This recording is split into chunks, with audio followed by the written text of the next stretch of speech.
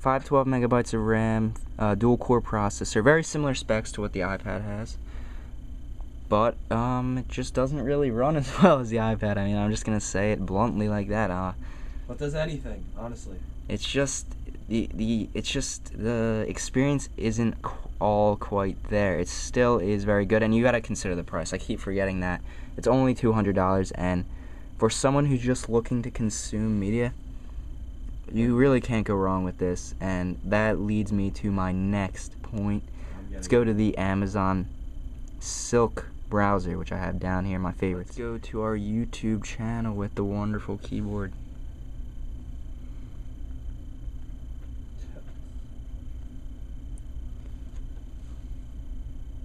And it loaded up pretty quickly, as you can see right there.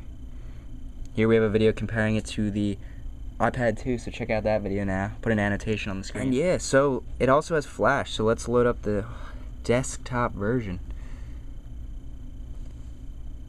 and show you that.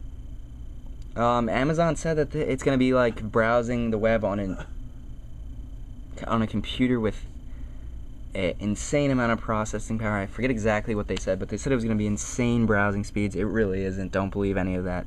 It's slower than the iPad, but it's still a very, it is a pretty good browsing experience for a $200 tablet. As you can see, it loaded up that Flash video pretty quickly. And you can still pinch to zoom and everything. You might lose the video for a couple seconds, but no big deal. Got the ads over there.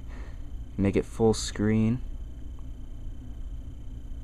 I think it's pretty nice. And then you've got it in full screen. I had some problems loading videos on the mobile site, at least, where, here, I'll show you how it actually loads videos on the mobile. That experience is better than Flash, honestly. Like, this just isn't a big enough screen to load Flash. And I can't get out. Alright, for some reason we're watching our 4th gen review. Loads up very quickly.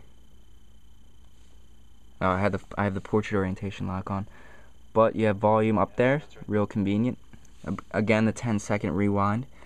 And scrubbing down here. But I noticed when I was watching long YouTube videos, 10-15 minutes, that every few minutes there would be a slight stutter and like clicking noises coming out of the speakers. I don't know what that was. It might not happen all the time. It might have just been something was wrong with my Wi-Fi, and for some reason. Alright, so yeah, overall the Silk browser, I give it 2 thumbs up. It's really nice for a $200 tablet browser. It's pretty quick. Just go to CNN.com or something, see how fast it loads that, because I've never loaded it up before. So yeah, that was pretty quick, and it doesn't seem to do it in stages. It just it like zaps right to the page. You've got some pinch to zoom here. It's not very smooth, but it's responsive, and it does do what you're asking. It might not do it right away. Well, it does, but it does it in. You can see what I'm talking about. Then we can double tap and zoom in, and we got the Flash loaded and everything. And let's say we want another tab, so we go to our YouTube channel. Then we can tab right back to CNN. So yeah, very nice experience overall. Down here you have some settings, just your standard web browser settings, nothing special there, and you can bookmark. So let's move on and talk about, I guess we'll talk about battery life now.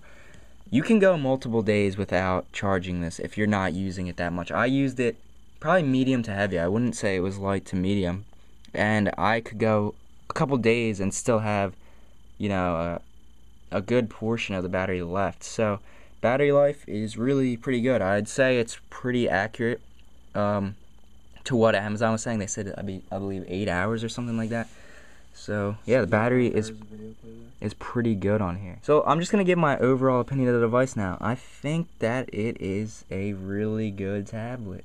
For the price of $200, you get a good ecosystem of everything in its place, similar to Apple, but with Amazon this time. It's not like Android where everything's coming in from all kinds of different places. You've got the hardware by Kindle, and you've got the software by Kindle, and you've got the services by Kindle. Well, I don't know why I'm saying Kindle, it's Amazon. But. So I think everything comes together extremely well. I really am liking this tablet, despite all the negative things I may have said about it. I'm just telling you what you should know.